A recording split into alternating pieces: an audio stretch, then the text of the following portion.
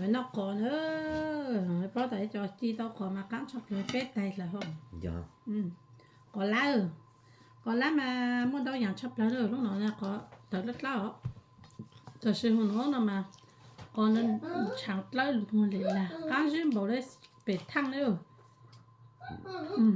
chứ cắn chấp lá rồi,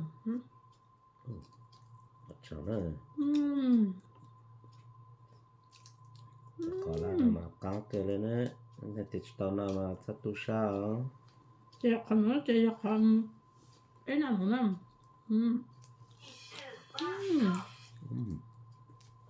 itu, oke ya,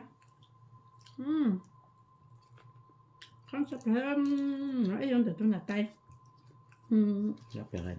nó tưởng cái nào, nó tưởng nó bê trên chỗ cái làm sao vậy, thì hôm nói gì cho nó cho con chẳng thì hôm nó tung ra nữa,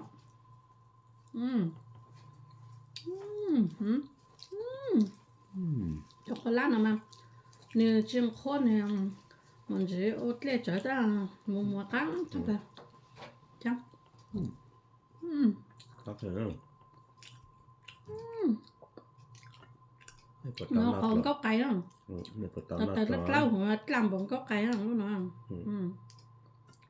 Cứ sao ta cho lên tao nào đào họ coi Đó vậy là bé tới chơi thì bé mua bé tôi sợ tụi nó tao nên có tụi xong chơi bộ không đó ăn tao dạng xịn bộ nó. Không có tài à. Tụi nó còn rất cay. Nó còn rất cay lắm. Dạ. Lúc nào chàng lúc nào thì giờ lúc họ bây giờ còn trắng còn trắng lắm em rất nói lỡ chị không muốn là nó chơi lúc cái pháo lá nữa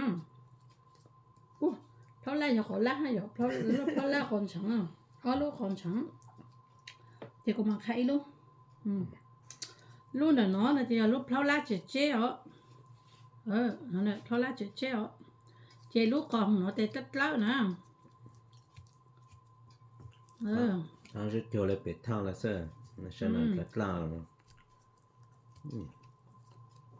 ăn tao. Giờ làm plan lại lo, giờ là không cho mấy sai lo. Nó ta đấy nè. Lúc pháo lá cháu không cho đến bếp không chứ kiếm Nhà con gì nhà này.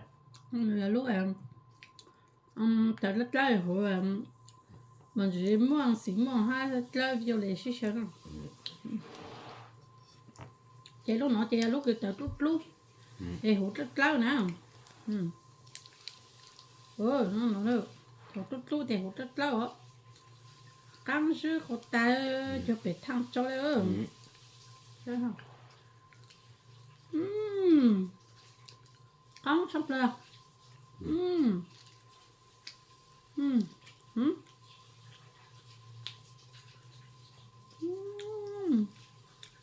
cơ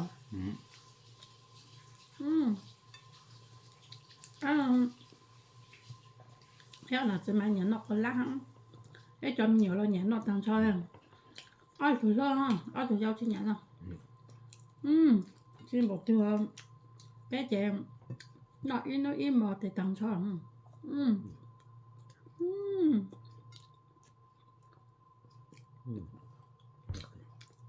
kháng trượt ta À nos amis qui nous regardent, peut-être qu'ils ne comprennent pas très bien le monde. Tous ceux qui nous regardent, je m'exprime en français un peu. Plusieurs sortes de patates douces, plusieurs couleurs, chacun a son goût. Voilà. C'est fondant dans la bouche et c'est un comme peu comme sucre. du sucre ou du miel, quoi. Voilà. À vous de comprendre les bonnes choses ou l'expression que j'essaye de vous faire apprécier. Ok les amis. Ok, au début on a voulu vous montrer, mais à la fin on les a tous dégustés. Voilà. Voilà notre patate douce achetée par une amie qui est de Rennes. Tại giờ mẹ bụng cho mẹ cho có các sắp tới nhà nằm của nó muốn tao nhà cũng lơ sắp tới là nó màเขากูเจี๊ยบพี่ชายเรากูจะปุ่นเต้ากูเลือกฉันต้องเรากูปุ่นเต้ากูเลือกเลยเขาจะแม่เราไม่จะขอการชอบแล้วเนี่ยเจ้าชายจอหรือช่องแป้มันจะใกล้อยู่มาตัวเนี่ย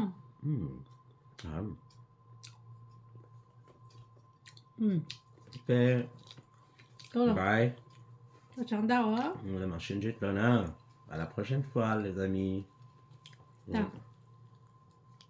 จ้า